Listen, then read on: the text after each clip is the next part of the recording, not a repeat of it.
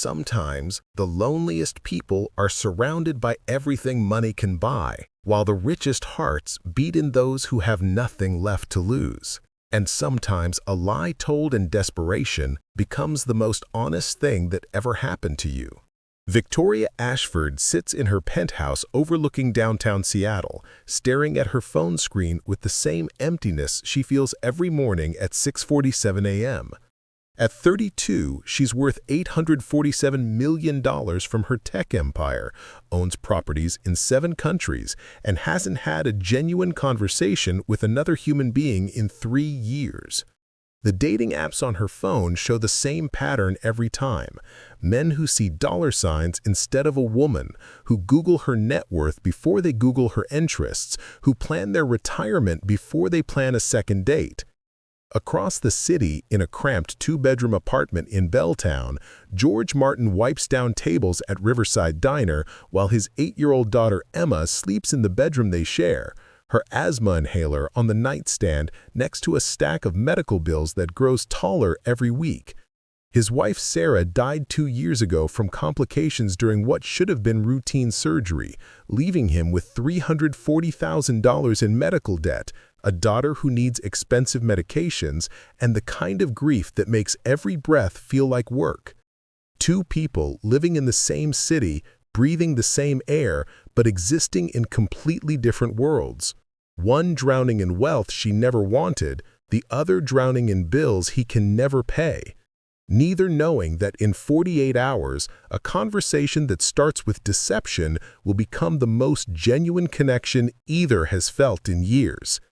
Before we dive deeper into this story, tell us where you're watching from and if you've ever felt truly alone despite being surrounded by people.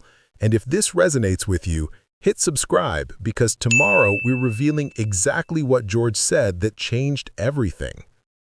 Victoria Ashford wasn't supposed to be a billionaire. She was supposed to be Dr. Victoria Ashford, the pediatric surgeon who saved children's lives instead of building software that tracked their online behavior. But at 26, her artificial intelligence program designed to help doctors diagnose rare childhood diseases caught the attention of tech giants, and before she knew it, she was sitting in boardrooms instead of operating rooms, making decisions about quarterly profits instead of life-saving procedures. The money came so fast it felt abstract, numbers on screens that multiplied while she slept. First millions, then hundreds of millions, then the kind of wealth that required teams of financial advisors to manage. Her modest apartment became a penthouse. Her reliable Honda became a garage full of luxury cars she never drove. Her small circle of medical school friends became a collection of assistants, lawyers, and business associates who were paid to agree with her. The transformation happened so gradually she didn't notice until one morning she woke up in a bedroom larger than most people's entire apartments and realized she couldn't remember the last time someone had asked how she was feeling without wanting something in return. Every relationship had become transactional.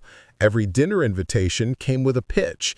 Every dating profile she encountered was carefully crafted to appeal to her wealth rather than her personality.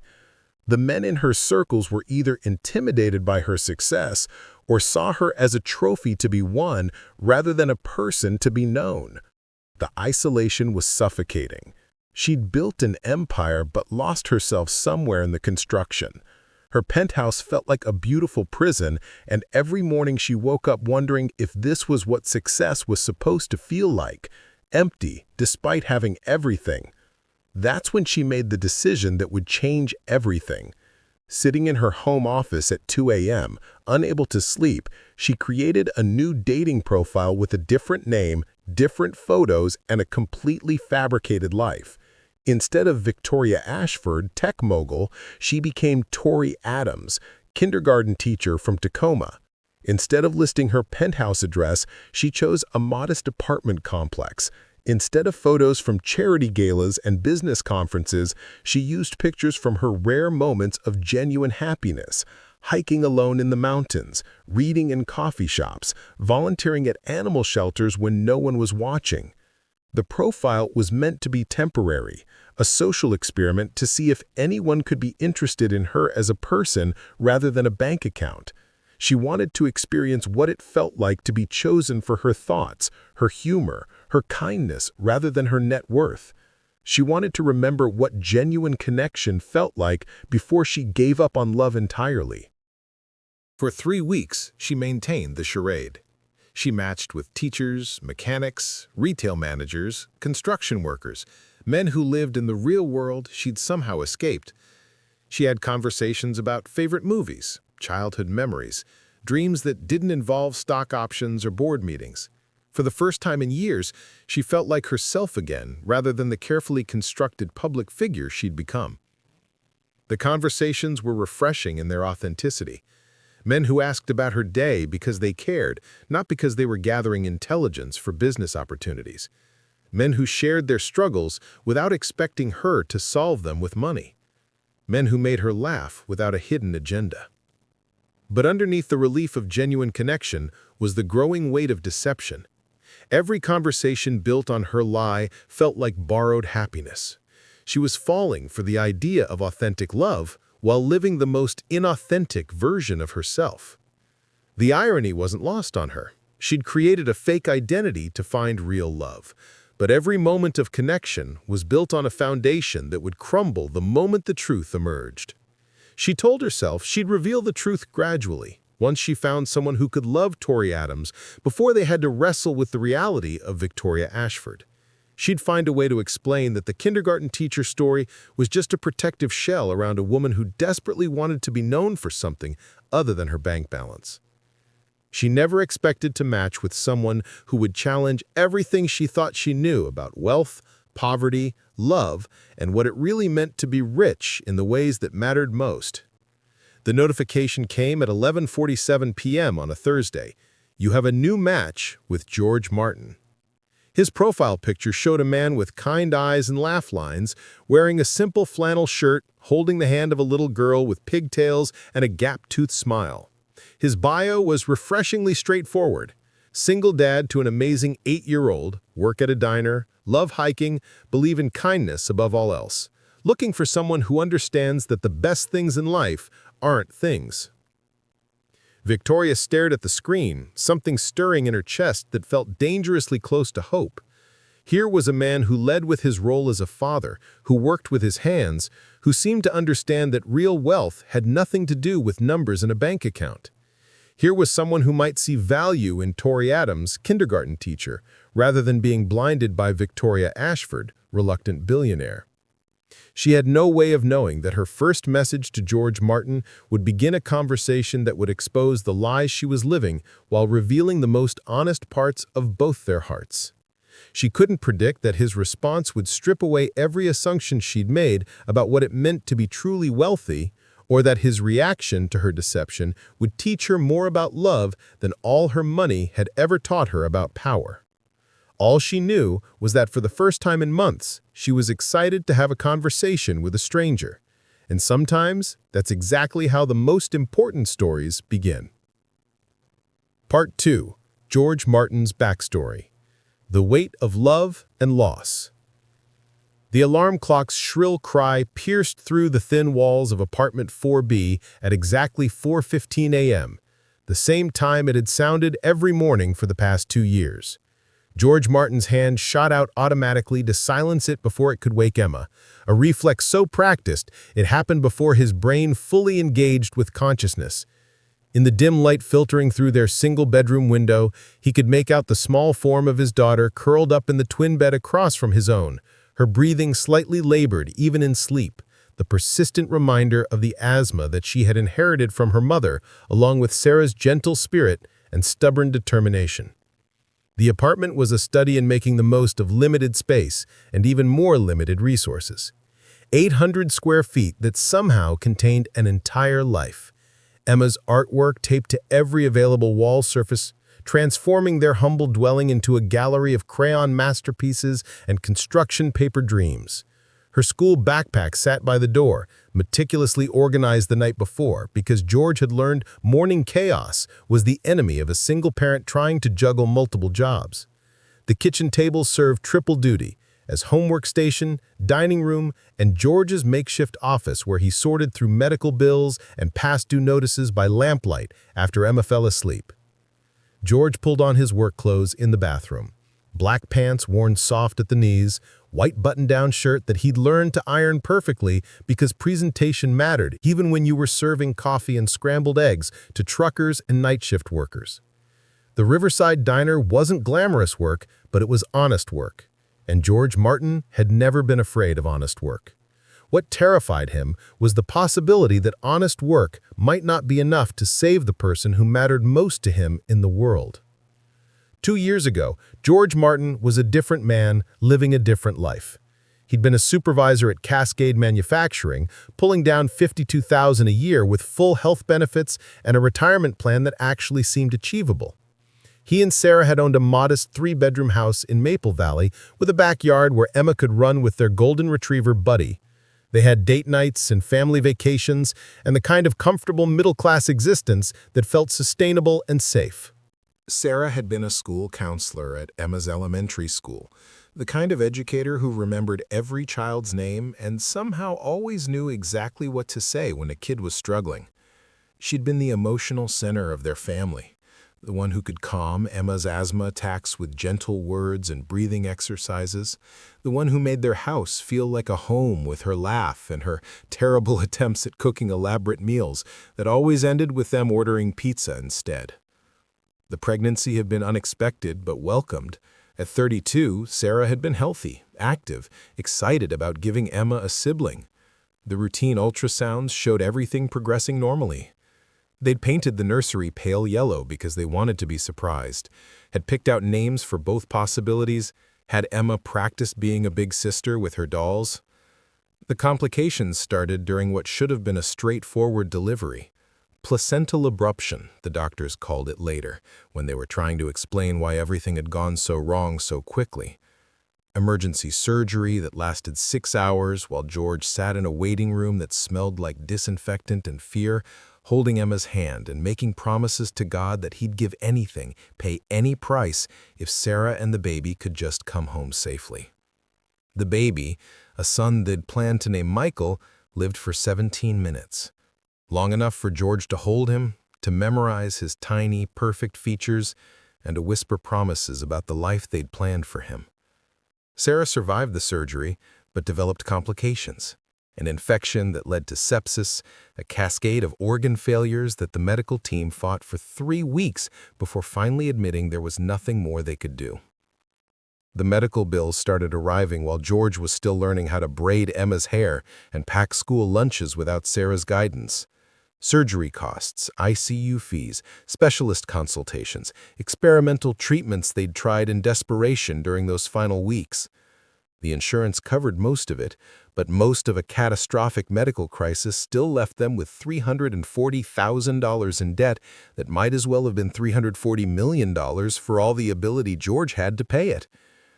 He'd lost his job 6 months after Sarah's death, not because his performance had suffered, though it had, but because Cascade Manufacturing was downsizing and grief didn't make him immune to layoffs. The house went into foreclosure 8 months later. Buddy went to live with Sarah's sister in Portland because apartments that accepted pets were beyond George's budget, and watching Emma say goodbye to her dog while they packed their remaining possessions into garbage bags was the day George realized that rock bottom had a basement. The Riverside Diner hired him because the owner, Betty Kowalski, was a 60-year-old Polish immigrant who understood that sometimes good people end up in impossible situations through no fault of their own. The pay was $12 an hour, plus tips that averaged another $4 hourly on good days. It was enough to cover rent on their small apartment, basic groceries, and Emma's essential medications, but it left nothing for emergencies, nothing for savings, nothing for the kind of extras that made childhood magical.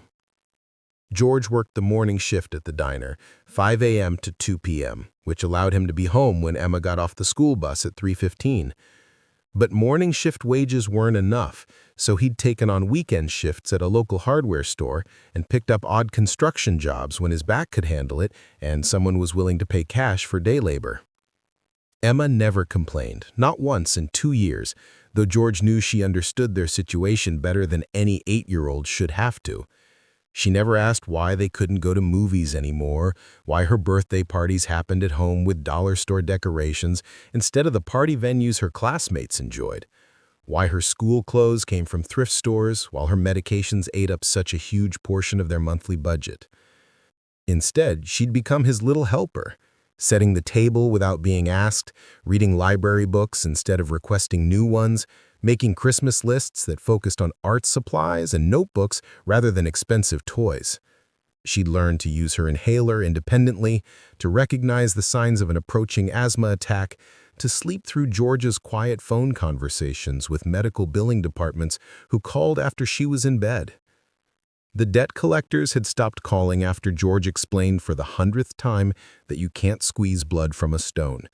But the bills still arrived monthly, like clockwork, each one a reminder of Sarah's death and the son they'd never gotten to know.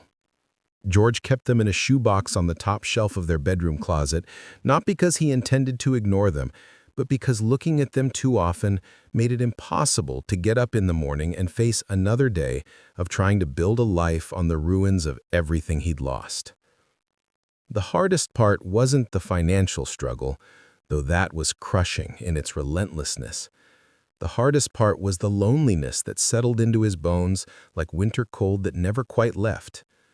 George had been married for 8 years, had never lived as a single adult, and had never learned how to be alone with his thoughts and fears and the overwhelming responsibility of raising a child without a partner to share the load. He missed having someone to talk to about Emma's progress in school, about whether they were making the right decisions about her asthma treatment, about the million small choices that shaped a child's development.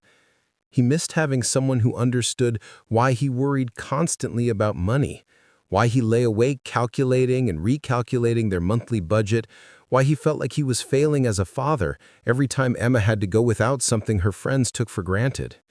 Most of all, he missed Sarah. Not just as a wife, but as his co-parent, his best friend, the person who'd known him well enough to bring him coffee exactly the way he liked it without asking, who could make him laugh on his worst days, who'd shared the daily miracle of watching Emma grow into the remarkable little person she was becoming. Dating felt impossible and disrespectful. How could he explain to a potential partner that he came with massive debt, overwhelming responsibility, and a heart that was still healing from losses that felt too big to ever fully recover from? What woman would choose to take on a man whose life had been reduced to survival mode, whose idea of a romantic evening was splitting a frozen pizza after Emma went to sleep while they watched whatever was free on basic cable? But late at night, after Emma was asleep, and the apartment was quiet except for the hum of their ancient refrigerator and the distant sound of traffic, George sometimes found himself scrolling through dating apps on his phone, not because he was ready to date, but because he craved adult conversation, connection with someone who might understand what it felt like to be drowning slowly in responsibility and loneliness. That's how he found himself staring at Tori Adams's profile at 11:52 p.m. on a Thursday, drawn in by her genuine smile and the kindness in her eyes, by a bio that suggested she understood that the best things in life weren't things. For the first time in 2 years, George felt a flicker of something that might have been hope, a possibility that maybe there was someone out there who could see past his circumstances to the man he was trying to remain despite everything life had taken from him. He had no way of knowing that the woman behind that profile was about to challenge every assumption he'd ever made about wealth and worth, or that her deception would lead to the most honest conversation he'd had since Sarah's death. All he knew was that something about Tori Adams's message made him feel less alone in the world, and sometimes that was enough to make all the difference. Victoria Ashford stared at George Martin's first message for 17 minutes before typing her response. His opening line was refreshingly simple. "Hi, Tori. I saw in your profile that you work with kids. My daughter Emma is 8, and she's the light of my life. I'd love to hear about what you love most about teaching." No pickup lines, no attempts at clever wordplay, just a father wanting to connect over their shared experience with children. The irony wasn't lost on her. Here she was, a woman who'd built artificial intelligence systems that could process thousands of data points in milliseconds, paralyzed by how to respond authentically to a genuine question while maintaining a fabricated identity. Every word she typed felt like walking a tightrope between connection and deception. "Hi, George," she finally wrote back. "There's something magical about seeing the world through a child's eyes. Last week, one of my students asked me why clouds don't fall down, and I realized I'd never really thought about it before. Kids remind you to question everything and find wonder in ordinary moments. What does Emma wonder about these days?" It was true in a way. Victoria had volunteered at children's hospitals during her medical school years, and she'd never forgotten the way sick children could find joy in the smallest things. A new crayon, a story read aloud, a nurse who remembered their favorite color. She'd built her AI medical diagnostics program because she'd wanted to help children like them, before money and business success had pulled her away from her original purpose. George's response came quickly. "Last night, she asked me if stars get lonely being so far apart from each other. I told her maybe that's why they shine so bright, to let other stars know they're not alone. She said that was the most beautiful thing she'd ever heard, then asked if we could have pancakes for breakfast." Victoria found herself smiling at her phone for the first time in weeks. This man understood something profound about hope and resilience, about finding beauty in darkness while still being grounded in the practical realities of daily life.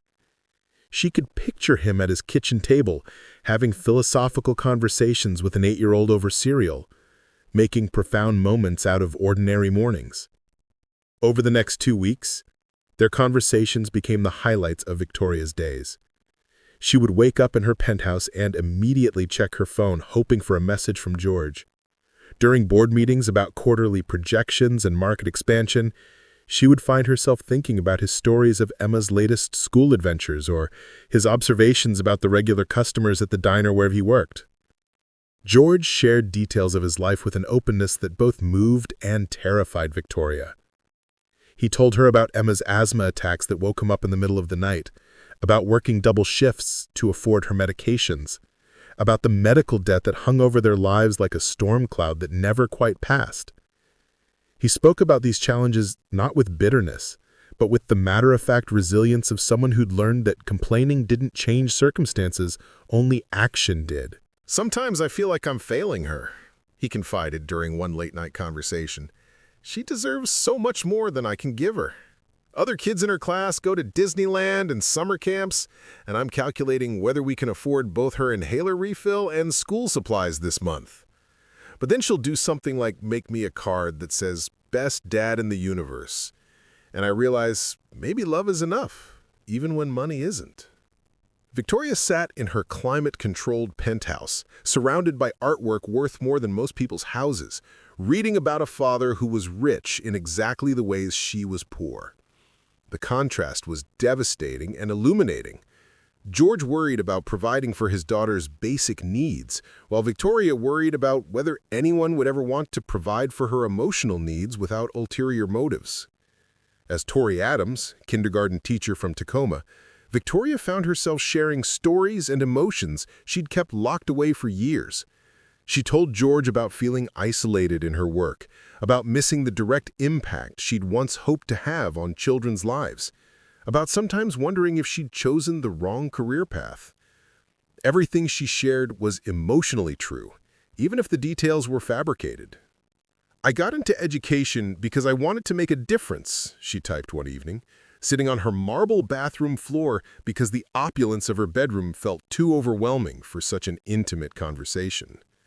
"But sometimes I feel like I'm just going through the motions, like I'm successful on paper but missing something essential. Do you ever feel that way?" George's response came an hour later. "Every single day. But then Emma laughs at something ridiculous, or she shows me a picture she drew of the two of us, and I remember that maybe the difference we make isn't always measurable. Maybe it's just showing up every day and choosing love, even when everything else is uncertain." The conversations weren't all heavy. George had a dry sense of humor that caught Victoria off guard, sharing stories about difficult customers at the diner or Emma's latest attempts to avoid bedtime by asking increasingly complex philosophical questions. He sent her pictures of Emma's artwork, stick figure families and rainbow houses that somehow conveyed more joy than any expensive painting in Victoria's collection. Victoria began to understand what authentic connection felt like. With George, she could share her thoughts without wondering what he wanted from her, could be vulnerable without fear of manipulation, could laugh without performing happiness. For the first time in years, she felt seen as a whole person rather than a walking bank statement. But the deeper their connection grew, the heavier her deception became. Every genuine moment between them was built on lies about her identity, her life, her circumstances. She was falling for a man who thought he knew her, while she was falling for a man whose honesty made her own dishonesty feel increasingly unbearable. The first crack in her facade came when George mentioned casually that one of Emma's classmates had a mother who worked in tech, making more in a year than he'd probably earn in his lifetime, but seemed miserable despite her financial success. Money's funny that way. It can solve some problems, but it can't solve the important ones. Rich or poor, we all need the same things: to feel valued, to belong somewhere, to know that our lives matter to someone. Victoria stared at that message for an hour, recognizing herself in the description of the miserable tech worker. George understood something about wealth and happiness that most people didn't grasp, even those who had both. He saw through to the essential truth that financial security was important, but emotional security was irreplaceable. She began to craft elaborate stories to maintain her teacher identity. She researched Tacoma neighborhoods to answer questions about where she lived. She studied elementary education curriculum to speak knowledgeably about her supposed daily work. She created detailed backstories about her fictional family, her invented college experience, her imaginary teaching colleagues. The deception required constant vigilance. During one video call, their first after 2 weeks of texting, she had to strategically position her phone to hide her luxury apartment's expensive finishes, claiming her modest lighting was due to having roommates who were already asleep. She wore a simple sweater she'd ordered online to match her fabricated modest lifestyle, hiding the designer clothes that filled her walk-in closet. George appeared on her screen sitting at a small kitchen table, Emma visible in the background working on homework, their apartment clearly tiny but immaculately clean and organized. He looked tired but content, wearing a flannel shirt that was obviously well worn but carefully maintained. When Emma briefly appeared on camera to say hello, her shy smile and polite greeting revealed the careful manners of a child being raised with love and attention despite limited resources. "She's beautiful," Victoria said, and meant it. "You're doing a great job with her." "Some days I'm not sure about that," George replied. But his smile, when he looked toward Emma, revealed the deep pride he felt in his daughter. "She's the best thing I ever did, even on my worst days." After the call ended, Victoria sat in her penthouse feeling more alone than ever. She'd just spent an hour talking to the most genuine person she'd encountered in years while pretending to be someone completely different from who she actually was. The disconnect between her authentic feelings and her fabricated identity was becoming impossible to ignore.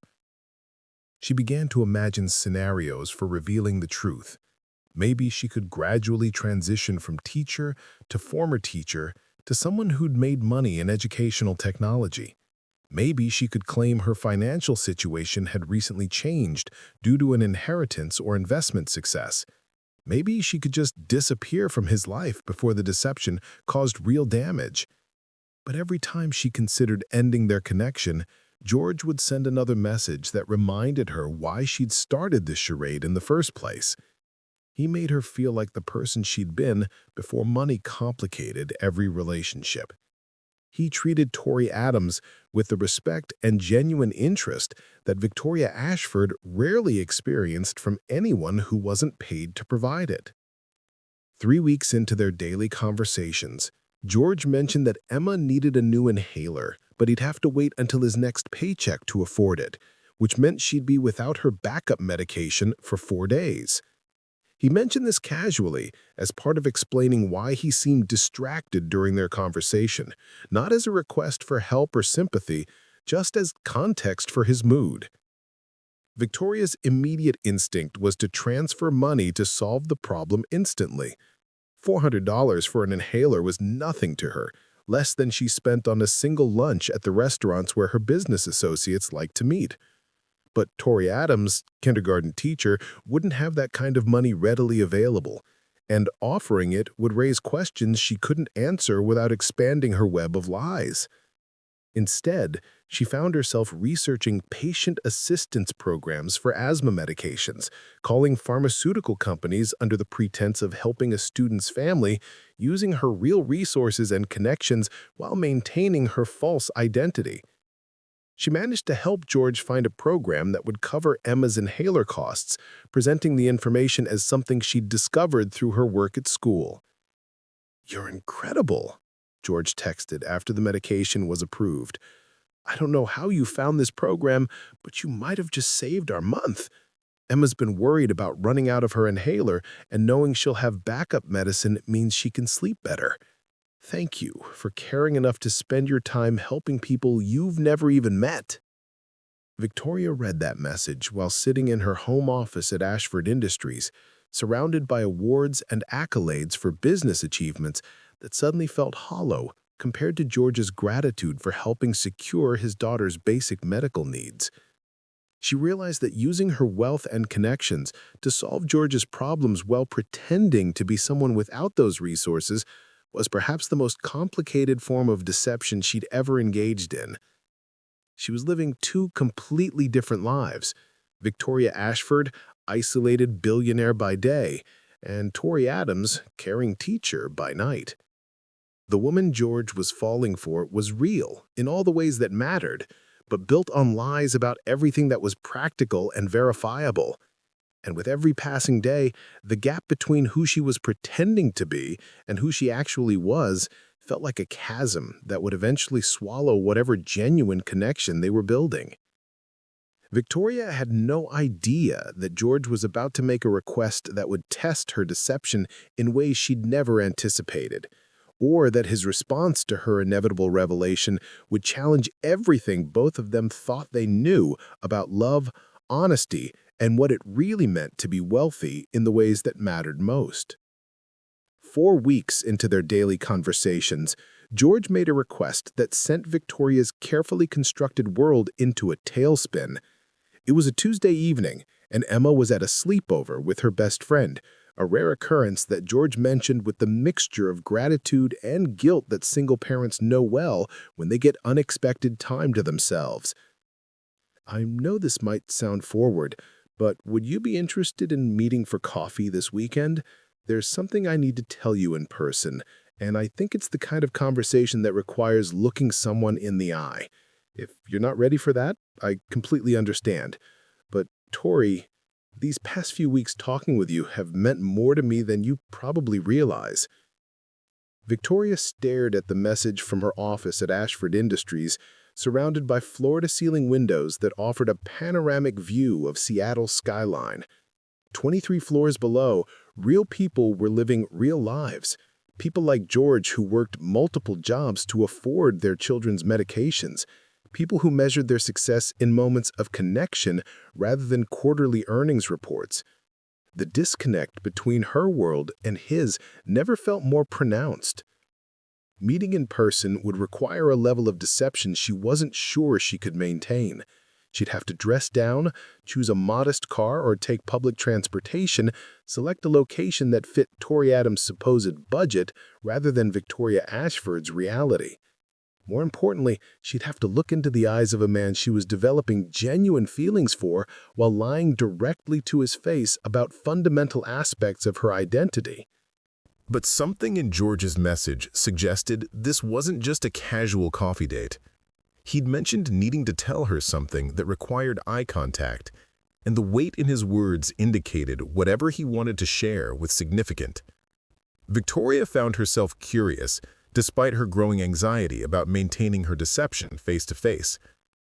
"I'd like that," she replied after an hour of deliberation. Saturday afternoon? There's a small coffee shop called Bean there in Tacoma that I love. Very low-key, great for conversation. She'd researched the location carefully, a genuinely modest neighborhood cafe in Tacoma that matched her fabricated teaching salary and hometown, far enough from her usual Seattle haunts that she was unlikely to encounter anyone from her real life. That weekend, Victoria drove her most modest vehicle, a 3-year-old Honda Civic she'd purchased on impulse and rarely used, wearing jeans from Target and a sweater she'd ordered online specifically for maintaining her Tori Adams persona. She'd left her usual jewelry at home, styled her hair simply, and applied minimal makeup. Looking in the rearview mirror before getting out of the car, she barely recognized herself, but perhaps that was appropriate, given how completely she was inhabiting someone else's identity. George was already seated at a corner table when she arrived, wearing khakis and a button-down shirt that was clearly his version of dressing up. He stood when he saw her, and Victoria was struck by how different he looked in person, taller than she'd expected, with broader shoulders that spoke of physical work, and eyes that held the same kindness she'd come to recognize in their video calls, but also a sadness that cameras hadn't quite captured. "Tori," he said, and her fake name sounded strange in his voice now that they were sharing the same physical space. "Thank you for coming." They ordered coffee. She chose the house blend, while he selected the cheapest option on the menu, a detail that didn't escape Victoria's notice, and they settled into conversation that felt both familiar and completely new. In person, George's presence was more substantial, more real than their digital interactions had prepared her for. When he laughed at something she said, she could see the lines around his eyes that spoke of someone who'd learned to find joy despite difficult circumstances. "You seem nervous," George observed after they'd covered the safe topics of work and weather. "I hope I didn't make you uncomfortable by asking to meet in person." Victoria realized she was fidgeting with her coffee cup, a nervous habit she'd developed during high-stakes business negotiations but rarely experienced in personal situations anymore. "Not uncomfortable," she said carefully. "Just, this feels different than texting. More real, I guess. That's actually what I wanted to talk to you about.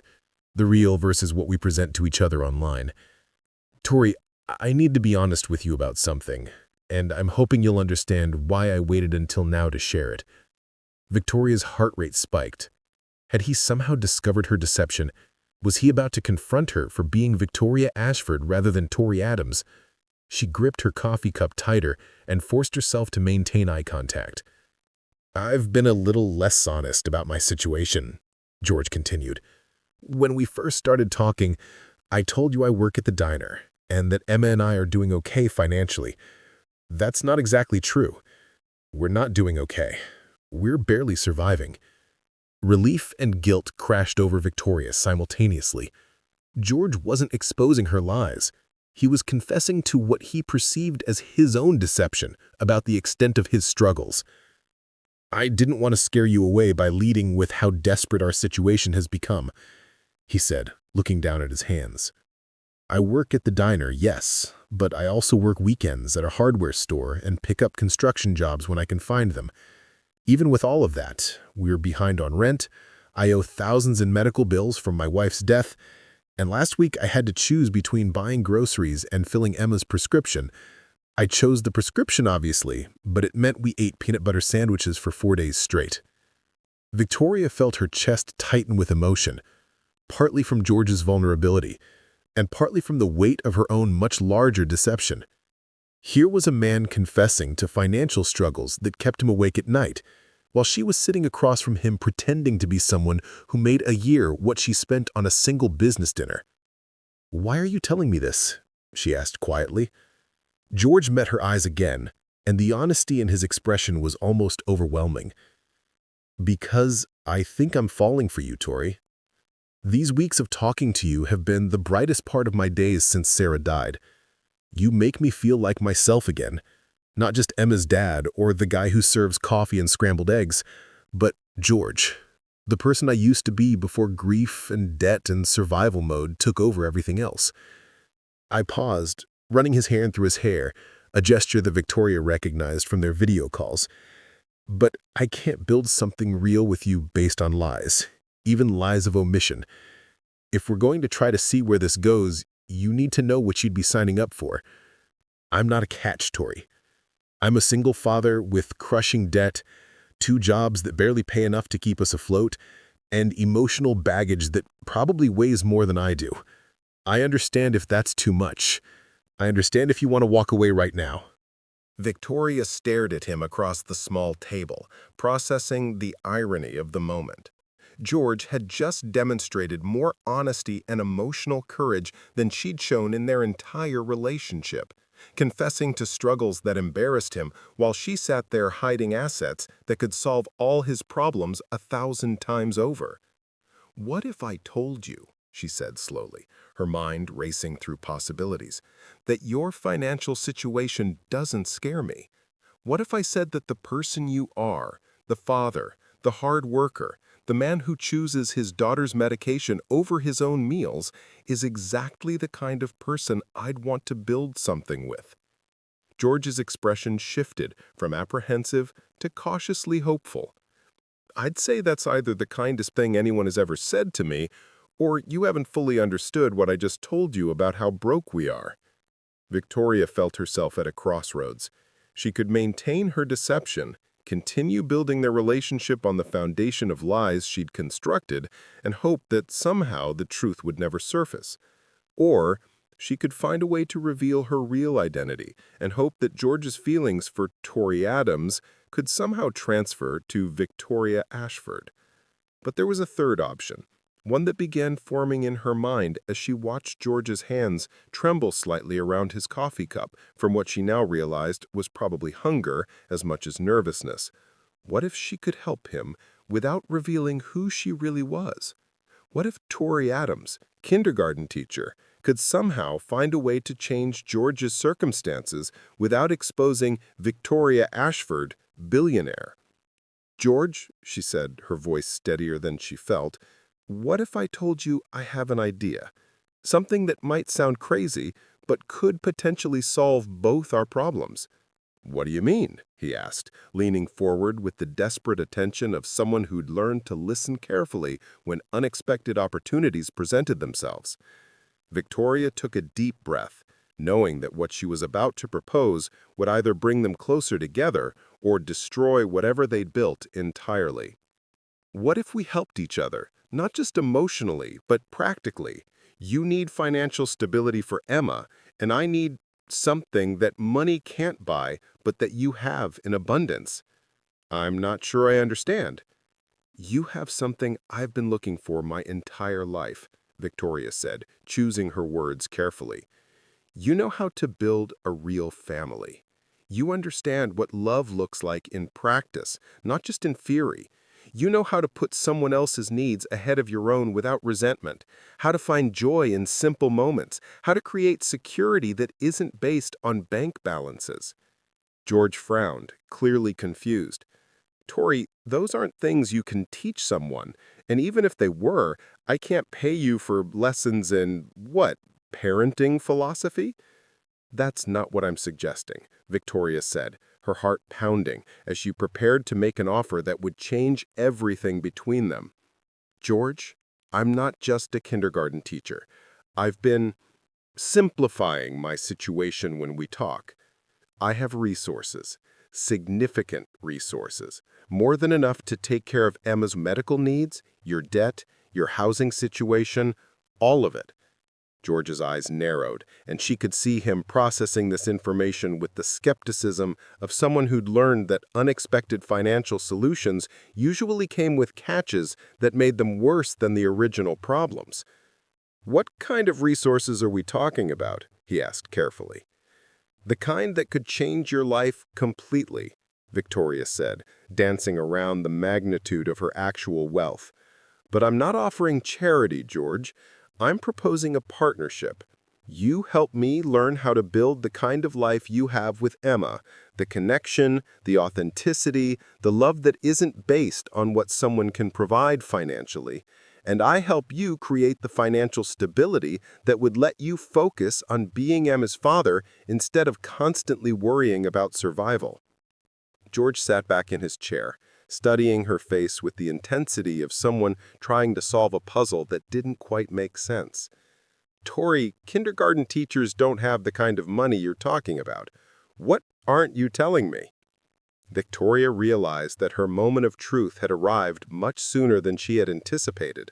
George's question hung between them like a challenge, and she could either double down on her deception or find a way to reveal enough of the truth to make her proposition make sense. "You're right," she said quietly. "I haven't been completely honest either. My financial situation is different than I've led you to believe. Much different. And if you're willing to hear me out, I think I can explain why that might actually be the solution both of us have been looking for." George leaned forward again, his expression a mixture of curiosity and wariness. "I'm listening." Victoria took a deep breath and prepared to reveal enough of the truth to change everything, knowing that George's response to her proposal would determine not just their future together, but whether the authentic connection they'd built could survive the weight of the deceptions that had made it possible in the first place. Victoria took a steadying breath and made a decision that would either save or destroy everything they'd built together. "My name isn't actually Tori Adams. It's Victoria Ashford. I'm the founder and CEO of Ashford Industries. I'm worth approximately $847 million, and I've been lying to you about almost everything except how I feel about you and Emma." George's coffee cup stopped halfway to his lips. He set it down carefully, his movements deliberate and controlled in the way of someone processing information that didn't compute with reality. "You're kidding." "I wish I were." Victoria pulled out her real phone, not the basic model she'd been using for their Tori Adams conversations, and opened her company's website. There on the leadership page was her professional headshot and biography. CEO and founder, MIT graduate, Forbes 40 under 40, net worth estimated in the hundreds of millions. George stared at the screen, then at her face, then back at the screen. "This is you. This is really you." "Yes. You're not a kindergarten teacher from Tacoma." "No. I live in a penthouse in downtown Seattle. I've never taught kindergarten in my life, though I did volunteer at children's hospitals during medical school before I dropped out to build my company." George set the phone down and leaned back in his chair, running both hands through his hair. Victoria watched him process this revelation, saw the moment when confusion shifted to something that looked like anger, then to something that might have been hurt. "So everything we've talked about for a month has been lies," he said flatly. "Not everything," Victoria said quickly. "My feelings for you are real. My interest in Emma is real. Everything I've told you about wanting genuine connection, about feeling isolated and lonely, that's all true. I just lied about the circumstances." "The circumstances?" George repeated slowly. "You mean the small detail that you're a billionaire who's been pretending to be a broke teacher while I've been sharing stories about choosing between my daughter's medication and groceries?" Victoria flinched at the pain in his voice. "I know how this sounds. Do you?" George interrupted, his voice rising slightly before he caught himself and glanced around the coffee shop. When he continued, his tone was controlled but sharp. "Do you have any idea what it feels like to open up to someone about your most humiliating failures, to confess that you're drowning financially, while that person is sitting there with enough money to solve every problem you've ever had and just watching you struggle?" "That's not how it was," Victoria protested, though even as she said it, she realized how hollow the words sounded. "George, I didn't start talking to you planning to deceive you long term. I created the fake profile because every man I've met in the past 5 years has seen me as a walking bank account.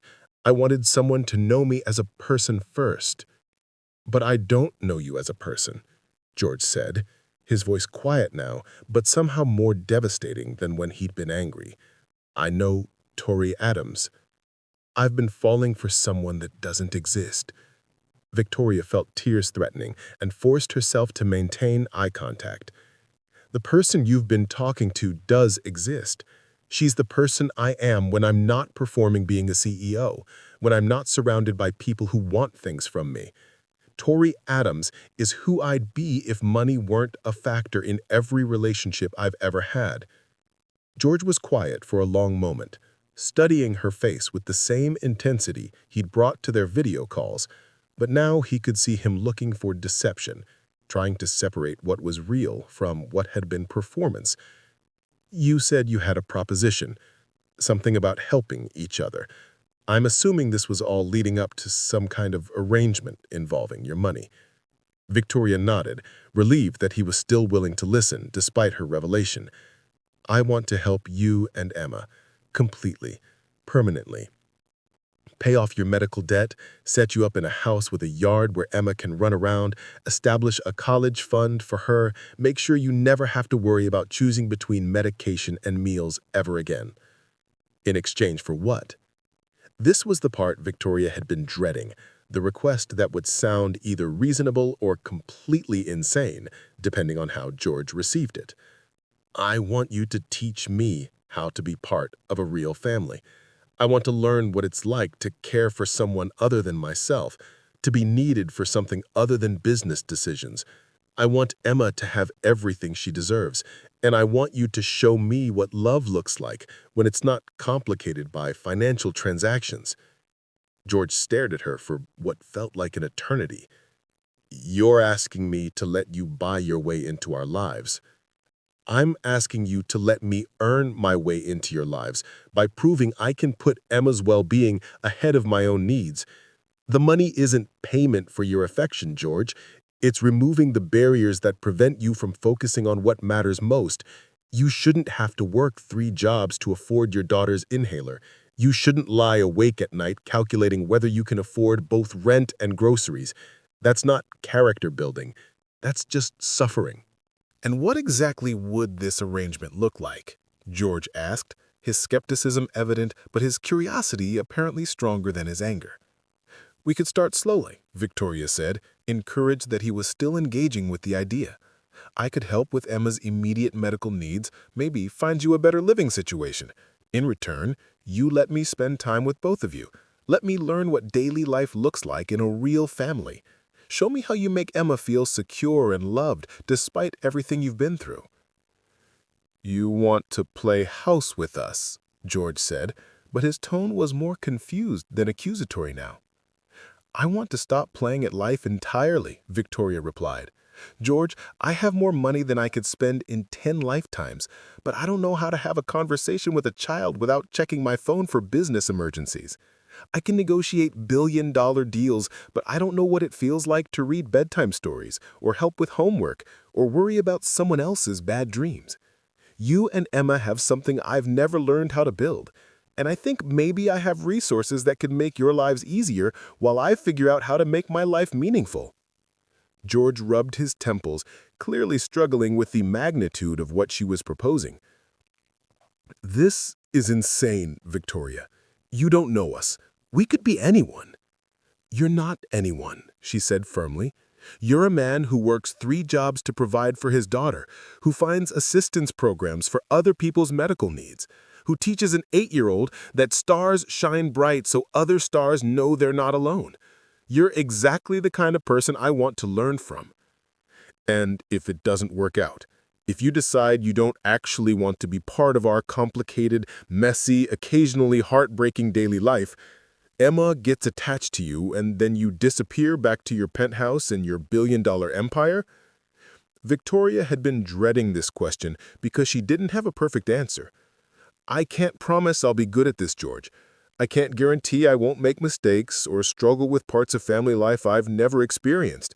But I can promise I won't disappear without explanation. And I can promise that Emma's security will never depend on whether things work out between us personally. Whatever support I provide for her medical needs, her education, her future, that's permanent, regardless of what happens with our relationship." George leaned forward, his elbows on the table, and looked directly into her eyes. Why us, Victoria? If you wanted to learn about family life, you could volunteer at schools or mentor programs. If you wanted to help children, you could donate to charities. Why insert yourself into our specific situation? The question cut to the heart of what Victoria had been trying to understand about herself for weeks. Because when I talked to you as Tori Adams, I felt like myself for the first time in years. Because you made me laugh and think and care about someone else's day-to-day happiness. Because Emma's artwork makes me smile in a way that million-dollar paintings never have. Because you both need things I can provide, and you have things I need to learn. And maybe that kind of mutual benefit is the foundation for something real. She paused, knowing that her next words would either seal their arrangement or end any possibility of a relationship between them. And because I think I'm falling in love with you, George.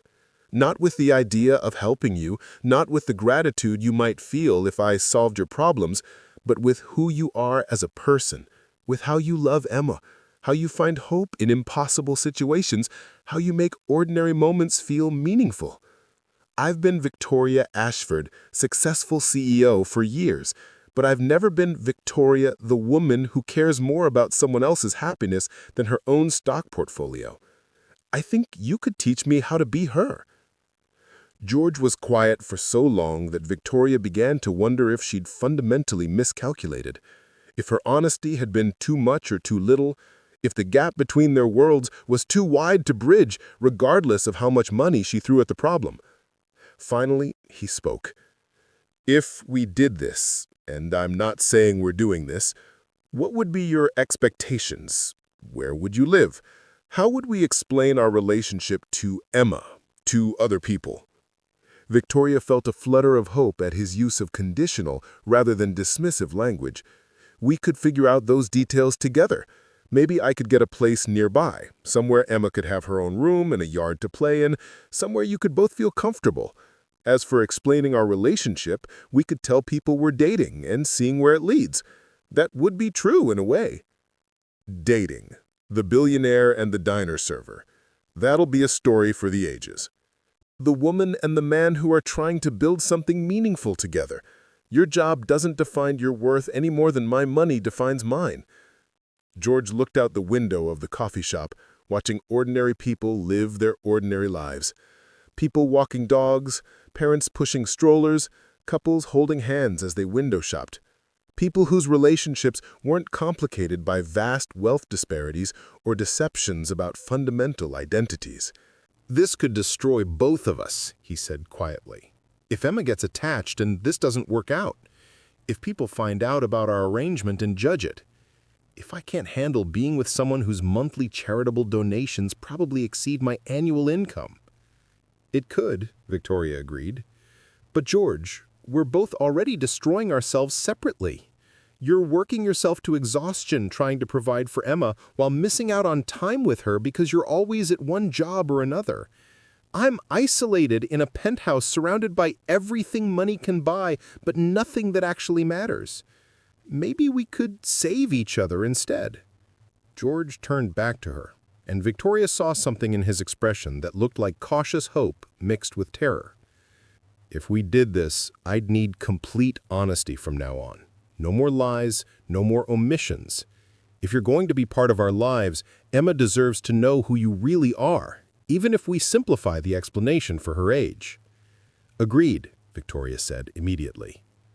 And I'd need to maintain some independence. I won't be your kept man or your charity case. I'd want to keep working, to contribute something meaningful to our arrangement beyond just letting you observe our family dynamics. Of course. And Emma's needs come first, always.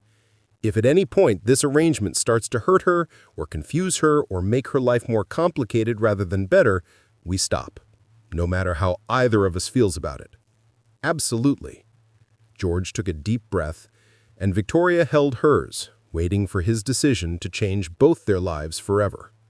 Okay, let's try something insane and see if we can make it work. The first test of their arrangement came sooner than either of them expected. 3 days after their coffee shop conversation, George called Victoria at 11:30 on a Wednesday night, his voice tight with barely controlled panic. "Emma's having a bad asthma attack," he said without preamble. "Her rescue inhaler isn't working like it usually does, and I think I need to take her to the emergency room. But Victoria, I don't have insurance that covers emergency visits, and the last time we went to the ER for her breathing, it cost me $4,000 that I'm still paying off. I don't know what to do."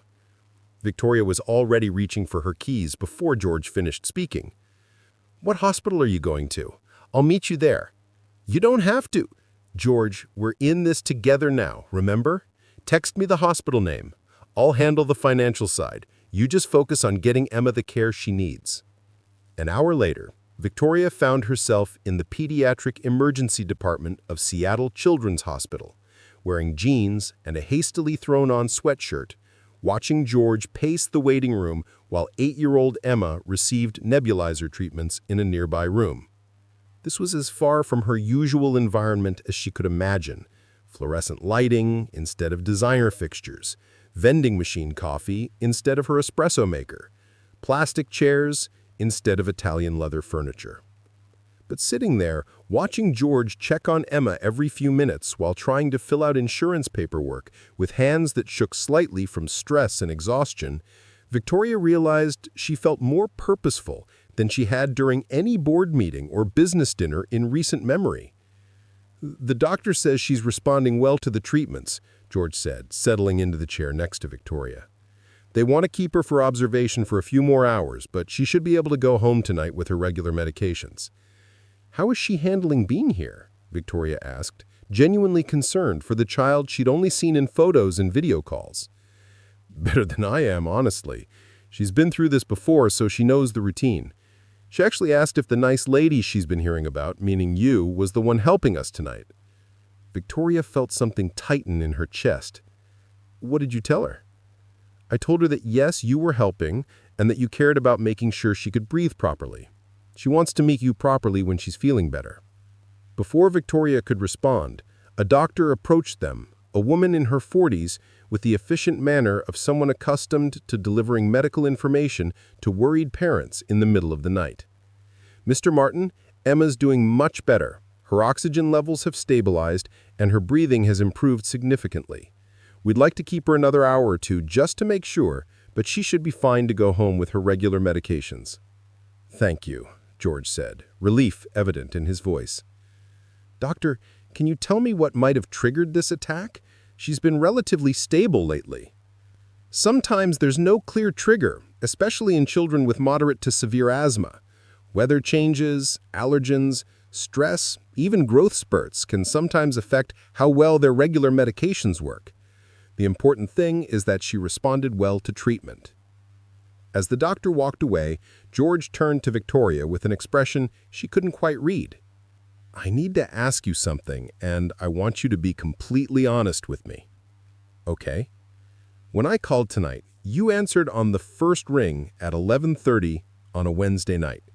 You dropped whatever you were doing and came to a hospital in the middle of the night for a child you've never actually met. Why?" Victoria considered the question carefully. She could give him the answer that would sound good, that she cared about Emma's well-being, that this was what partners did for each other, that helping with medical emergencies was part of their arrangement. But George had asked for complete honesty, and she owed him that much. "Because when I heard the panic in your voice, something in my chest physically hurt," she said quietly. "Because I've spent the last month thinking about Emma as if she were someone I cared about personally, not just theoretically. Because when you said she couldn't breathe properly, my first thought wasn't about money or logistics. It was that a little girl I've grown to love from a distance was scared and struggling, and I had the resources to help fix that immediately." George studied her face in the harsh hospital lighting. "You said you've grown to love her." "Yes. You've never even met her. I've seen her artwork. I've heard her voice during our video calls. I've listened to you tell stories about her questions and her dreams and her way of seeing the world. I've watched you light up every time you talk about something she's accomplished or learned or figured out on her own. George, I have been falling in love with both of you for weeks, even when I was too scared to admit it to myself." Before George could respond, a small voice called out from the nearby room. "Daddy? Is the lady here? The one who helped with my medicine?" George looked at Victoria with a question in his eyes. She nodded, suddenly more nervous about meeting an 8-year-old than she'd been about any business negotiation in her career. Emma Martin was smaller than Victoria had expected, propped up in a hospital bed that made her look even more fragile, with an oxygen monitor clipped to her tiny finger and her father's dark eyes dominating her pale face. But when she smiled at Victoria, it was with the kind of genuine warmth that made it immediately clear where George had learned some of his emotional generosity. "Are you Tori?" Emma hesked, then quickly corrected herself. "I mean Victoria. Daddy explained that you have a longer name for work, but you like being called Tori with friends." "Yes, I'm Victoria, but you can call me whatever feels right to you. How are you feeling, sweetheart?" "Better. The breathing machine helped a lot. Daddy says you made sure the doctors could help me right away instead of having to wait for paperwork." "I'm glad I could help," Victoria said, settling into the chair next to Emma's bed. "Your dad was very worried about you." Emma nodded solemnly. "He always worries when I can't breathe good. I tell him it's okay because the doctors always fix it, but I think grown-ups worry more than kids do about stuff like this." Victoria glanced at George, who was watching their interaction with the intensity of someone evaluating whether a new person could be trusted with his most precious responsibility. "Your dad tells me you're an amazing artist," Victoria said to Emma. "I'd love to see some of your drawings sometime." "I could make you one. What's your favorite animal? I'm really good at drawing cats and dogs, and I'm learning how to draw horses." "I think I'd love anything you made for me," Victoria said, and meant it in a way that surprised her with its sincerity. They talked for another 20 minutes while Emma's breathing continued to stabilize, about school, about her favorite books, about the differences between cats and dogs as pets, about whether stars really did shine to keep each other company like her daddy had told her. Victoria found herself genuinely charmed by Emma's mix of childlike wonder and 8-year-old pragmatism, by the way she could shift from discussing the logistics of nebulizer treatments to wondering whether unicorns would need special brushes for their manes. When Emma finally dozed off, exhausted from the evening's medical drama, George and Victoria stepped outside her room to talk privately. "She likes you," George said simply. "She's wonderful, George. I can see why you're so proud of her. She doesn't usually take to new people this quickly. Emma's been cautious around adults since Sarah died. I think she's worried that people she cares about might disappear." Victoria felt the weight of that observation. "I can understand why that would make her careful about trusting new people. But she seems to trust you already, which tells me something important about who you are as a person. Kids are good judges of character. They can sense when someone genuinely cares about them versus when someone is just being nice because they're supposed to be." They stood in comfortable silence for a few minutes, watching Emma sleep through the glass window of her room. Victoria realized that this moment, standing in a hospital at 2 in the morning, worried about a child's breathing, feeling genuinely invested in someone else's well-being, felt more real and significant than most of the major business achievements that had defined her adult life. "The bill for tonight is going to be significant. Even with the insurance I have through the diner, emergency room visits are expensive. Don't worry about it. I mean, we'll handle it together. That's what we agreed on." "Victoria, I need you to understand something," George said, turning to face her directly. "This won't be the last time. Emma's asthma is manageable most of the time, but she'll probably have attacks like this again. Maybe not for months, maybe next week. And every time it happens, I'm going to be scared and stressed and not thinking clearly about anything except making sure she can breathe properly. I understand. Do you? Because tonight you handled this like someone who's used to solving problems with money, which you are. But this isn't a problem that gets solved permanently, Victoria. This is a chronic condition that we manage day by day, crisis by crisis. Are you prepared for that kind of long-term uncertainty? Victoria looked through the window at Emma, sleeping peacefully now, with the oxygen monitor beeping steadily and her color back to normal. 3 months ago, she would have seen this situation as a logistical challenge. Find the best doctors, pay for the best treatments, solve the problem efficiently, and move on to other priorities. But tonight, she'd experienced something she'd never felt before, the specific terror that comes from caring about a child's well-being, the way fear could make everything else in life feel temporarily irrelevant, the profound relief that came from seeing a small person you love breathing easily again. "I'm prepared to learn how to handle it," she said. "I'm prepared to be someone Emma can count on when she's scared and can't breathe properly. I'm prepared to be the person you call first when you need help, even at 11:30 at night." George studied her face for a long moment, then nodded. "Okay, let's see if we can make this work." As they waited for Emma's final medical clearance, Victoria realized that their arrangement had just shifted from theoretical to practical, from something they were trying to something they were actually doing. The test hadn't been whether she could write a check to cover medical bills. That was the easy part. The test had been whether she could show up emotionally for a frightened child and stressed father, whether she could be present for the kind of crisis that couldn't be delegated to assistants or resolved in boardrooms.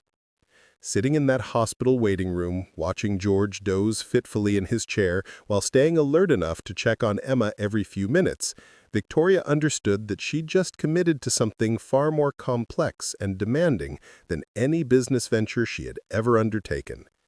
She'd committed to being part of a family, with all the unpredictability and vulnerability that came with caring about people whose well-being mattered more than her own comfort. For the first time in her adult life, that felt like exactly the right kind of challenge. 6 months into their arrangement, Victoria Ashford faced a crisis she hadn't anticipated.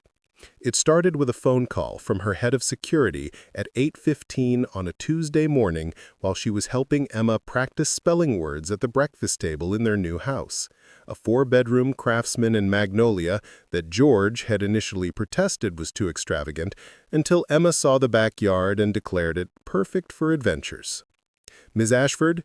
The security chief's voice was tense through her earpiece. "We have a situation. Someone leaked information about your personal life to Data Scoop magazine. They're running a story tomorrow about your relationship with George Martin and Emma. The headline is Tech Billionaire's Secret Family, Playing House or Gold Digging Scheme." Victoria's blood ran cold. She excused herself from the kitchen, walking quickly to her home office while her mind raced through the implications. Data Scoop was known for their invasive celebrity coverage and their particular talent for turning private relationships into public scandals. They had sources everywhere, photographers who specialized in candid shots, and a legal team that knew exactly how far they could push without crossing into actual defamation. "How bad is it?" she asked, closing the office door behind her. "Bad. They have photos of you at Emma's school pickup, at the grocery store with George, at her soccer games. They interviewed neighbors, the staff at Riverside Diner, parents from Emma's school. The angle is that either George is using his daughter to manipulate a lonely billionaire, or you're using them as some kind of publicity stunt to improve your corporate image." Victoria sank into her desk chair, staring out the window at the garden where George had planted vegetables with Emma just last weekend. They'd spent Saturday afternoon in the dirt, Emma's hands covered in soil as she carefully placed tomato seedlings while George explained how roots worked and why plants needed both sun and water to grow. It had been one of the most peaceful afternoons of Victoria's life, the three of them working together on something that would grow over time, requiring patience and daily care rather than immediate results. Do they know about the medical expenses I've covered? The house? The school fees? They have financial records showing large transfers from your accounts to various service providers, hospitals, schools, the mortgage company for this house. The story suggests you're either being scammed by a very sophisticated con artist who's using his sick daughter as bait, or you're buying yourself a ready-made family for publicity purposes. Victoria felt nauseous. Either narrative turned something genuine and meaningful into something calculating and false. Either story would devastate George, who'd spent months worrying that people would judge their relationship as transactional despite the authentic feelings that had developed between them. How long do we have before publication? The magazine hit stands tomorrow morning. Digital publication goes live at midnight tonight. Ms. Ashford, you need to decide how you want to handle this. We can try to get an injunction, though that often just creates more publicity. We can prepare a statement, or we can let it run and hope it dies down quickly. Victoria ended the call and sat in her office, listening to the sounds of George helping Emma pack her school backpack in the kitchen. Their easy morning routine that had become as natural as breathing over the past 6 months. Every morning, George made sure Emma had her inhaler and her backup medication. Every morning, Emma reminded him to pack an extra apple for emergencies. Every morning, Victoria made sure Emma's lunch money was in her backpack and that she had all her homework assignments organized. They'd become a family in all the ways that mattered, but a family built on an arrangement that would sound calculating and cold when dissected in a gossip magazine. How could she explain to strangers that paying for Emma's medical care wasn't manipulation, but love? How could she make them understand that learning to braid a little girl's hair had taught her more about happiness than building a billion-dollar company ever had? The worst part was that George had always worried about this exact scenario. 3 months into their arrangement, he'd asked her what would happen if people found out about their financial arrangement and judged it. Victoria had assured him that her privacy was well protected, that they could control how much of their story became public knowledge. She'd been wrong. "Victoria," George's voice came from the hallway. "Emma's ready for school. Are you driving her today or should I?" Victoria forced herself to sound normal. "I'll take her. Just give me 5 minutes." She had 15 minutes in the car with Emma to figure out how to protect an 8-year-old from a media storm that would paint her father either a gold digger or a victim, and Victoria either a fool or a manipulator. There was no version of the Data Scoop story that would leave any of them unscathed. Emma chattered about her upcoming science project during the drive to school, excited about her plan to grow crystals and document their development over several weeks. Victoria listened with half her attention, the other half calculating damage control strategies and wondering if she should pull Emma out of school for the rest of the week until the media attention died down. After dropping Emma off, Victoria drove to Riverside Diner where George was finishing his morning shift. She found him wiping down tables in the back section, moving with the efficient grace of someone who'd learned to find satisfaction in physical work well done. When he saw her expression, he immediately set down his cleaning cloth. "What's wrong?" Victoria handed him her phone, open to the Data Scoop website where they'd posted a preview of tomorrow's story. The headline was even worse than her security chief had described. "Billionaire's boy toy. Single dad uses sick daughter to land tech fortune."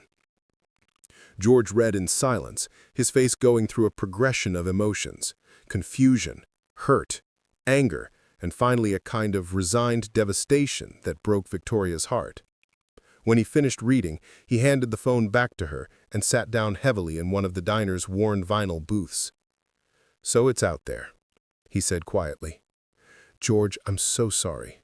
My security team thinks someone from the school or the hospital might have sold information to them. I should have been more careful about protecting your privacy." "No, Victoria, this isn't your fault. I knew this was a risk when we started this arrangement. I just hoped we'd have more time before the world decided to judge what we'd built together." Victoria slid into the booth across from him, reaching for his hands across the scarred Formica table where he'd probably served thousands of cups of coffee to customers who saw him as just another service worker, not knowing he was one of the kindest, most principled people she'd ever met. "We can fight this," she said. "I have lawyers, publicists, people who specialize in managing exactly this kind of crisis. We can control the narrative. Make sure people understand what our relationship really is." George looked at her with the same expression he'd worn that first day in the coffee shop when she'd revealed her true identity, like he was trying to solve a puzzle that didn't quite make sense. "What is our relationship, Victoria? Really?" The question caught her off guard. "What do you mean?" "I mean, if you had to explain to a reporter right now why a billionaire is living with a diner server and his daughter, what would you say? That you're learning about family life? That you're helping us out of generosity? That we fell in love despite our circumstances?"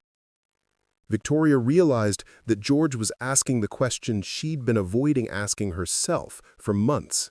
Their arrangement had evolved into something deeper and more genuine than either of them had originally planned, but she'd never forced herself to define exactly what that something was.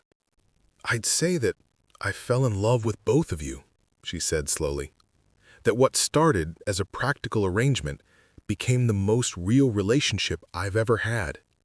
That you and Emma are my family now, regardless of how we got here." "But the money changes everything, doesn't it?" George said, his voice gentle but unflinching. "If you weren't wealthy, if you couldn't pay Emma's medical expenses, or buy us this house, or secure her future, would you still be here? Would I still be interesting to you if loving me meant taking on my debts instead of solving them?" The question hit Victoria like a physical blow because it forced her to confront the fundamental complexity of their relationship. She'd fallen in love with George's character, his parenting, his resilience, his ability to find hope in difficult circumstances. But she'd also fallen in love with the feeling of being needed, of being able to solve problems that mattered to people she cared about, of using her wealth in ways that felt meaningful rather than abstract. "I don't know," she admitted. "I can't separate who I am from what I have, George. My wealth is part of my reality, just like Emma's asthma is part of yours. I can't pretend I'm not rich any more than you can pretend you don't need help with medical expenses." George nodded slowly. "That's what I thought you'd say. And it's honest, which I appreciate. But Victoria, it also means that our relationship is fundamentally based on inequality. You have something I desperately need, and I have something you want to learn. That's not the foundation for a marriage between equals." "Are you saying you want to end this?" Victoria asked, her voice barely above a whisper. George was quiet for a long time, staring out the window at the Seattle street where ordinary people were living ordinary lives. People whose relationships weren't complicated by vast wealth disparities or media scrutiny or the questions of authenticity that came with both. "I'm saying that tomorrow morning, Emma's going to wake up to a world where strangers are speculating about whether her father is using her illness to manipulate money out of a lonely rich woman," he said finally. "She's going to hear kids at school talking about whether we're a real family or some kind of business arrangement. She's going to see pictures of herself in magazines next to headlines that question everything about the life we built together." Victoria felt tears threatening. "We can protect her from that. Private school, tutors, whatever it takes to keep her away from the speculation." "You want to solve this with more money," George observed, not unkindly. "But Victoria, the problem isn't that we don't have enough resources to handle this crisis. The problem is that our relationship exists in a context that makes it impossible for people to believe it's genuine. And maybe they're right to be skeptical." "What do you mean?" George reached across the table and took her hands, his calloused fingers gentle against her manicured ones. "I mean that I love you, Victoria. Not your money, not what you can provide for Emma, but you. The woman who learned to braid my daughter's hair from YouTube videos. The woman who reads bedtime stories with different voices for all the characters. The woman who cried when Emma's science project won second place at the school fair because you were so proud of her." Victoria felt her heart breaking and healing simultaneously. "I love you too, George, more than I've ever loved anyone. I know you do, but the world will never see it that way. They'll always see the billionaire and the single father, the woman who can solve any problem with money, and the man who needed his problem solved. They'll never see two people who chose each other despite their circumstances rather than because of them. Victoria realized that George was offering her a choice she'd never wanted to face. She could fight for their relationship, use her resources and influence to manage the media storm, create a protective bubble around their family that would allow them to continue building their life together. Or she could recognize that some things couldn't be fixed with money, that some kinds of love couldn't survive the scrutiny that came with vast wealth and public attention. "What do you want to do?" she asked. George looked at her with the same expression he'd worn the night Emma was in the hospital, the look of a man who'd learned that the most important decisions were often the hardest ones, but they still had to be made with courage and honesty. "I want to ask you something, and I want you to think carefully before you answer." George took a deep breath, his hands still holding Victoria's across the worn diner table. "Victoria, would you marry me? Not as part of an arrangement, not to solve our practical problems, but because we choose each other, despite everything that makes it complicated. Would you marry me if it meant giving up the safety of calling this a business partnership and admitting to the world that we're just two people who fell in love in the messiest possible way?" Victoria stared at him, her mind reeling. She'd expected him to suggest they end their relationship to protect Emma from the media scrutiny. She'd prepared herself for the conversation where they decided that love wasn't enough to overcome the fundamental inequalities between their lives. She'd never expected a marriage proposal in a diner booth while tabloid headlines dissected their relationship across the internet. "George, are you sure? This story is going to get worse before it gets better. Marrying me won't make people stop speculating about your motives. It might actually make the scrutiny more intense." "I know," George said calmly, "but Victoria, I've spent the last 6 months pretending that what we have is temporary, that we're still figuring out if this arrangement works for both of us. And you know what I've realized? I stopped thinking of this as an arrangement about 3 months ago. Somewhere between teaching you how to make Emma's favorite pancakes and watching you cry during her school play, I stopped evaluating whether our partnership was beneficial and started planning a future that included you permanently." Victoria felt tears streaming down her cheeks. "The money will always complicate things between us." "Yes, it will," George agreed. "Just like Emma's asthma will always complicate things, and my work schedule, and your business responsibilities, and every other reality that comes with being real people with real lives. But Victoria, I don't want to love someone in theory. I want to love you in practice, with all the complications and inequalities and difficult conversations that come with building a life together." "What about Emma? What about protecting her from the media attention and the speculation about our relationship?" George smiled, and Victoria saw in his expression the same quiet confidence he brought to every parenting decision. "Emma's stronger than both of us give her credit for. Yesterday, while you were at work, she asked me if the reason you bought our house was because you felt sorry for us or because you wanted to be part of our family. I told her the truth, that it started as helping, but it became love. She said that made sense because that's how she felt about you too." Victoria's breath caught. "She said that?" "She also said that if people were going to say mean things about our family, we should probably stick together instead of letting them break us apart. Emma understands that families don't always look the way other people expect them to, but that doesn't make them less real." Victoria looked around the diner where George had worked double shifts to afford his daughter's medication, where he'd served coffee to customers who saw him as invisible, where he'd maintained his dignity and work ethic even when his personal life was falling apart. Now she was sitting in that same booth being proposed to by a man who understood that love wasn't about perfect circumstances, but about choosing each other despite imperfect ones.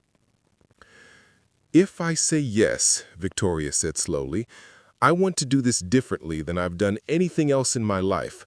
I don't want to have a wedding that costs more than most people's houses. I don't want to hire publicists to manage our story. I want to marry you the way regular people get married, and then figure out how to be a family without letting my money turn us into a spectacle." George reached into his pocket and pulled out a small velvet box that was clearly not from an expensive jewelry store. "I was hoping you'd say something like that," he said, opening the box to reveal a simple solitaire diamond ring. "I bought this 2 weeks ago with money I saved from my tips at the diner. It's not the kind of ring a billionaire usually gets, but it's the kind of ring a man buys when he wants to promise the woman he loves that she matters more to him than any amount of money ever could." Victoria looked at the ring, modest by the standards of her social circle, but chosen with the kind of careful thought and personal sacrifice that made it more valuable than anything she'd ever owned. "It's perfect, George. It's absolutely perfect." As George slipped the ring onto her finger, Victoria realized that this moment felt more significant than any business deal she'd ever closed, any award she'd ever received, any achievement that had built her fortune. This was the first time she'd been chosen not for what she could provide, but for who she was when everything else was stripped away. "So, how do we do this? How do we build a life together that honors both where we came from and where we want to go?" "Carefully, honestly, with Emma's well-being as our first priority and our love for each other as our foundation. Beyond that, I think we figure it out as we go." 3 months later, Victoria Ashford and George Martin were married in the backyard of their Magnolia house, surrounded by 30 people who mattered most to them. Emma served as maid of honor, wearing a dress she'd helped choose and carrying a bouquet she'd assembled from flowers in their garden. George's parents had flown in from Ohio, initially skeptical about their son's relationship with a billionaire, but won over by Victoria's genuine affection for their granddaughter and her obvious commitment to their family's happiness. The media attention had been intense, but manageable.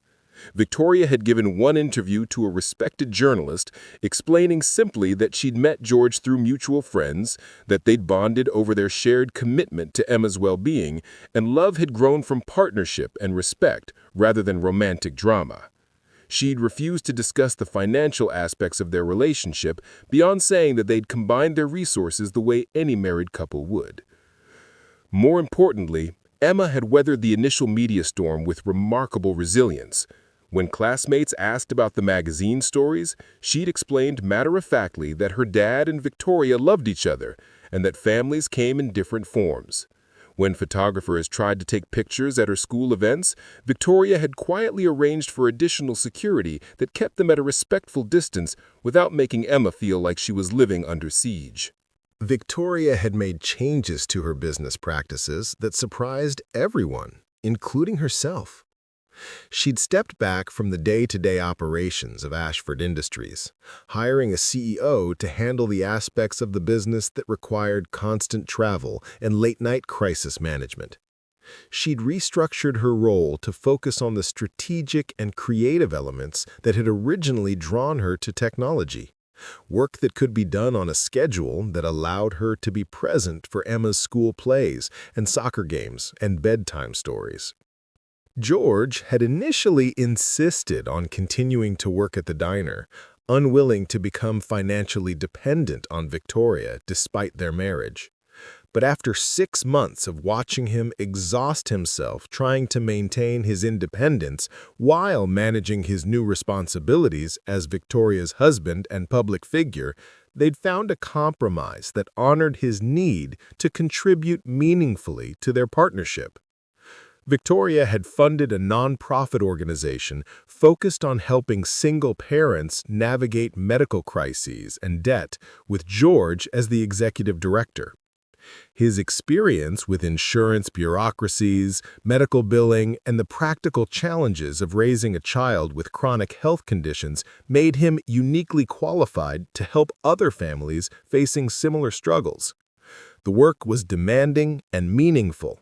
It paid him a salary that allowed him to maintain his self-respect, and it used his personal experiences to help others in ways that felt like purpose rather than charity.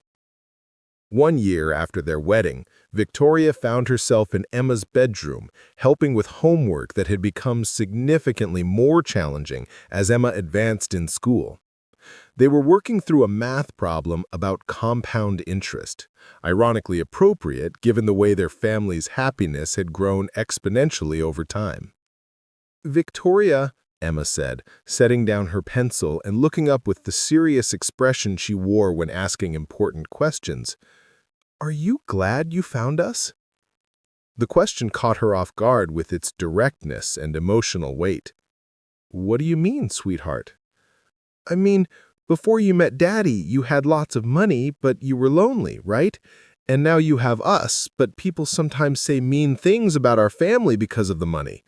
Do you think it was worth it? Are you happier now than you were before?" Victoria set down the homework sheet and turned to face Emma fully, recognizing that this was one of those parenting moments George had taught her to take seriously, when a child's question deserved complete attention and absolute honesty. "Emma, before I met you and your dad, I had everything I thought I wanted, but nothing that actually mattered.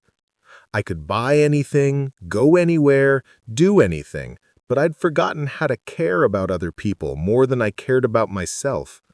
You and your daddy taught me what love feels like when it's real." "But what about when people say Daddy only married you for money?" Victoria smiled, remembering her own fears about this exact question. "You know what I've learned? People who don't know us will always have opinions about our family. But the people who matter, the people who spend time with us and see how we take care of each other, they know what's real. Your dad loves me the same way he loves you, Emma, completely, protectively, and without conditions. And I love both of you the same way." Emma nodded thoughtfully, then returned to her math homework with the focus she brought to all problems she'd decided were solvable. Victoria watched her work, marveling at how this child had taught her that the most valuable things in life were often the ones that couldn't be purchased, only earned through daily acts of caring and commitment.